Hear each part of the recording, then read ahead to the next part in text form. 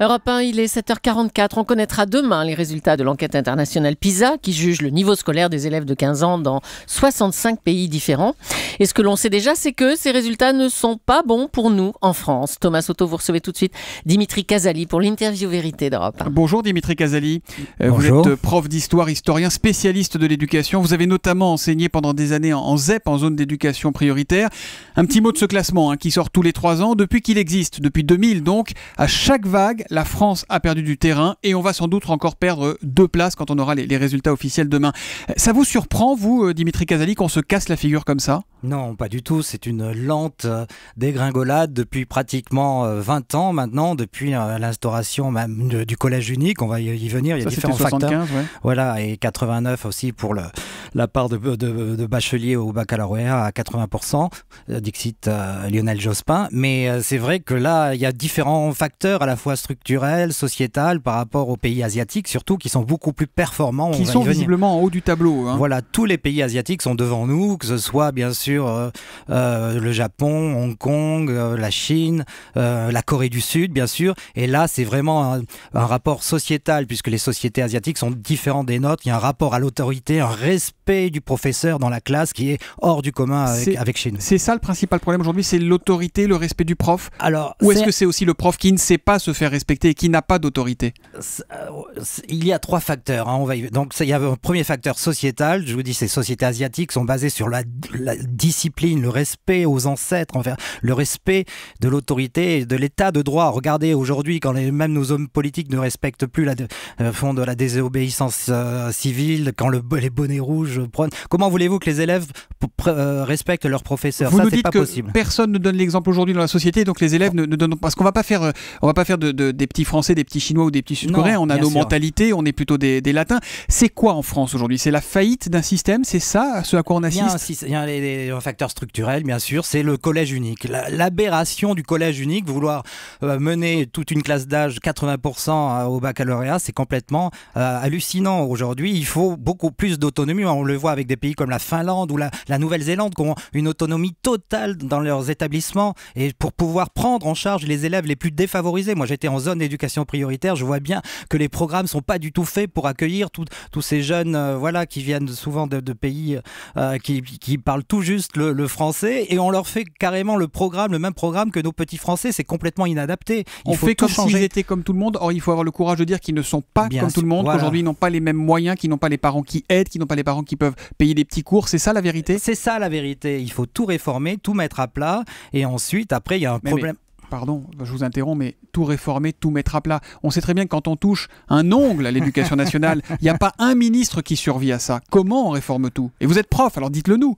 Il faudrait une réelle volonté politique, un peu de courage. C'est vrai que c'est le courage qui manque le plus aujourd'hui dans notre pays. On voit bien que 30% des jeunes diplômés de français partent à l'étranger aujourd'hui parce que la situation est bloquée.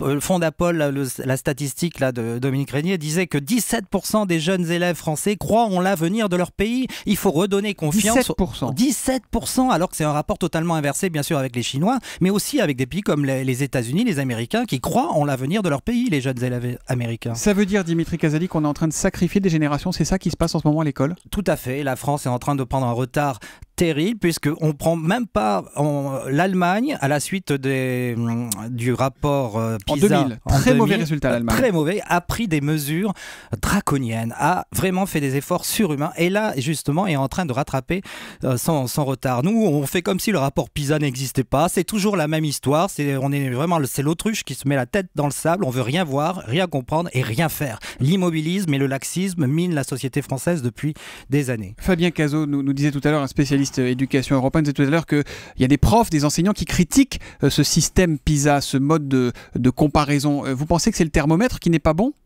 Alors bien sûr, oui, oui, puisque la méthode, on ne peut pas comparer un pays comme la Finlande de 5 millions d'habitants, qui est effectivement 3e ou 4e tous les 3 ans, avec la France, 65-66 millions d'habitants, une population très, très hétérogène.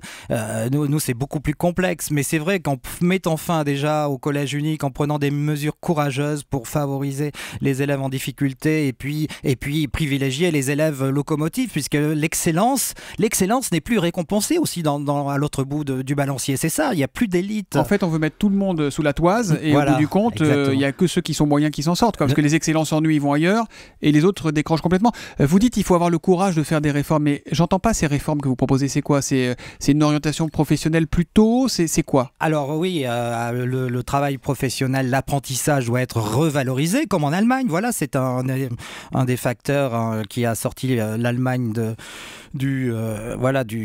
la dégringolade, et valoriser le travail professionnel, l'apprentissage. Aujourd'hui, bien sûr, c'est vraiment Ça veut dire qu'il faut avoir le courage de se dire qu'on a besoin de cerveau, certes, mais qu'on a besoin de plus de mains que de cerveau. Absolument. Et ça, les profs sont capables de l'entendre? Les parents aussi? Les syndicats un peu moins, puisque encore une fois, on est dans l'idéologie.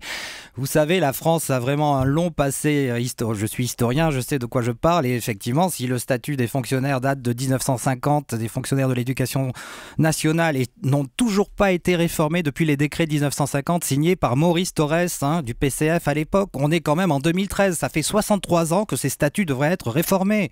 Vous dites quoi pour finir, Dimitri Casali, à Vincent Payon, au syndicat de profs et aux parents d'élèves ce matin? Quel est l'appel que vous lancez? Un peu de courage, une réelle volonté politique, essayer d'avancer, vraiment de prôner une politique ferme et ne pas écouter, ne pas avoir peur ni des syndicats, ni des parents d'élèves, ni de... Voilà, il faut vraiment un leader qui puisse sortir l'éducation nationale avec des mesures fortes, comme Jules Ferry l'avait fait. Il faut remarquer que Jules Ferry avait réussi de faire de l'école française la meilleure au monde. Pendant 100 ans, l'école de la République était la meilleure au monde. Les Japonais, l'Amérique latine envoyaient des conseillers espionner, copier l'école française. Et aujourd'hui, vous voyez, on était 22e au dernier classement sur 65 pays. Et maintenant, je pense que demain, on sera 25e. 24e ou 25e. Voilà.